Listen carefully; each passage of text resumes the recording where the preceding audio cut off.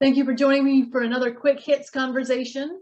Today, I would like to talk about how do you learn, how do you remember, and how do you implement new information? Simon, you had a question, so I'll ask you to kick us off first. Well, I was just curious about why you use the term information, and then you sort of clarify a little bit that it's the sort of, I've read a book and got some information, and how do I retain that so that it becomes useful knowledge, as it were? So how do I do that? How do I turn information into knowledge? Well, at one level, you could just let your brain naturally, expose it to the information. It'll absorb what it needs, and what it needs becomes knowledge, and release yourself from any obligation to retain everything in the world, because that's a guaranteed trip to depression. Okay. In the field of trying to help people learn things so that they become knowledge, there's been so many studies and anecdotal proof all over the place that people do it differently. We all might manage how we do things differently. Some people may be more auditory, some people might be more visual. And depending on who you are and how you retain knowledge, I think it's important for people who are teaching or trying to give that knowledge to others to accept that it might not just be one path for everybody. It could be a different path that different people take. I am very physical. I think it's like a kinesthetic kind of style of learning. If I can get into it and test myself and do trials, I seem to retain that more than if I'm simply reading a book. And if I'm reading, I retain it better than if I'm hearing it. So everybody's a little different. Things that we know are similar is that doing things in an intense way doesn't seem to help people as much as that intensity seems to make them feel like they're studying better. And doing things without breaks doesn't seem to help people learn or retain. So some of the things you can say is, if you're going to teach people and you want them to get knowledge, do make them take breaks and do make them break things up in an intensity level. And everything else, I think, is kind of, you have to figure out who the learner is. Is this about learning? Is that your question? So learning, I feel like, is a progression. Information is like, here's a really cool question that I want to remember to ask a client in XYZ space. How can I not have to have it on a freaking card sitting in front of me so that I can remember it? I would call that memorizing. So I guess if we could have a whole discussion on the semantics of the words we're using right now, what they actually mean. And I think I'm using them interchangeably in some ways. Okay. So at least that's how I look at giving people other information, knowledge, or memorization are all very unique and individual to other people or yourself. Matt, you've been really quiet. What do you think? Oh, well, I agree that it's a very broad inquiry here, learning, remembering, and implementing. And so I agree that with Kristin and Simon, that context is pretty important. And what came to mind for me is that most people spend a fair amount of time online, and there's a lot of information that comes along. It's like a conveyor belt, and you reach out and you snap pieces out of there. And it makes me think of Daniel Kahneman's book a few years back, talking about thinking fast and thinking slow. And we do a lot of fast thinking, and it's very intuitive, and if you're any good at it, it can be something you remember and you digest, and then that slower part, that rational part of your brain, can incorporate that and turn it into something for yourself, whether it's your career or something to do out in the garden that you saw some article. This is the kind of thing that happens to me. I'm probably not very unusual that way. Getting a lot of data, a lot of information, but then digesting it is very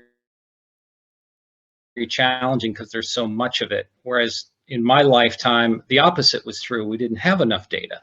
Now we have too much data. And so it seems to me that digesting it, turning it into something, knowledge, is a challenge for our time. And the only trick that I would throw out here that works for me is we all have to-do lists, and my to-do lists spill into the next day and the next week. Well, I have another list And I took it, I stole it from Winston Churchill, and he put on the top of a piece of paper every day, and it said, action this day. And when I put action on this day on anything, that means I'm going to really doggone do it. The other stuff can kind of get you know, pushed out into the future, but that's what came to mind. I know there's a lot of different contexts for your inquiry here. Over our lifetimes, information has gone from being scarce and you'd buy an encyclopedia to essentially being free. And that ability to sift through information and decide what to incorporate into your knowledge base is one of the crucial skills. And you can see it go wrong with all the misinformation that's going around about politics and vaccinations and all that kind of good stuff. It's part of sort of self-mastery, I would guess, is understanding how you learn, remember, and implement new information. And some of that is also going to be a selection criteria. You think I'm the only person who wants more stuff to like get in my brain and stay there where I can find it? Like, is that unique to my personality? I certainly think that I like to have as much information at the tip of my fingers. Even I think having a lot of information helps with critical thinking skills. And I'm saying that in a very personal way. It helps me be more critical in my thinking when I can see the different ways that different people process it. But yeah, I think you're not alone in the world. Okay. I think you might be in a small percentage of people that feel a little bit like, you know, it's not quite a competitive sport, but you know, it's like, I want to be able to do this better. I think, and there's another sort of thing about there's knowledge in the world and knowledge in your head. And you know, if we went back 50 years, what was in your head was really important because interacting with the world of knowledge was quite difficult. Now it's like, well, how much or what kinds of stuff can I just essentially just rely on the internet and Google for? And am I quite, and you know, programmers know this a lot. You know, it's very typical these days. They call it, you know, programming by Stack Exchange sort of thing. You sort of type in the error and boom, you'll get 50 different pages where people are discussing that error. And the skill of programming in a lot of cases these days is picking which answer. Yeah.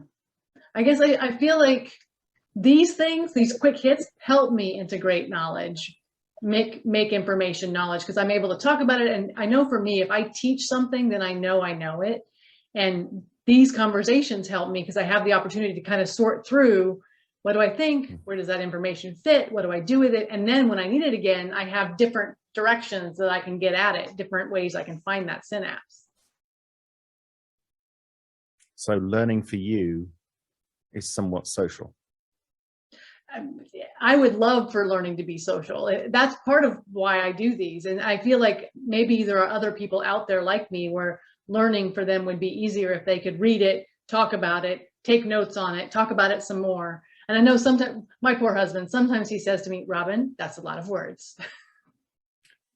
So we were looking at something today. I was looking for Discord servers as examples. There's a 250,000 person Discord server for studying together.